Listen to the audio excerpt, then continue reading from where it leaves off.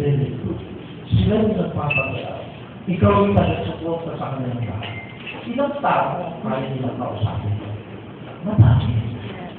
Kaya nakapasok ng isang upline is for you to be able to multiply yourself. You must become more than one through your downlines.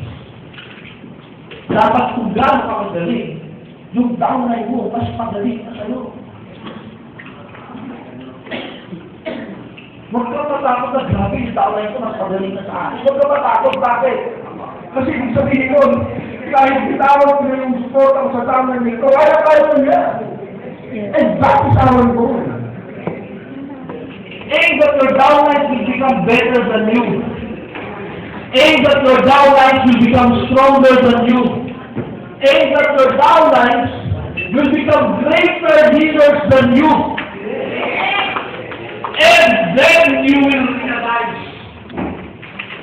that you are still better than them. Because whenever you train people, alam niyo isang side effect of training other people better? Ang side effect is you become better yourself. Habang pinapagaling mo ang mga downlines mo, ang side effect, ikaw ang gusto mong gumagaling. Ang gumagaling ka mahal. Meron tayong tinatawag na 2 types of leaders. We have leaders of people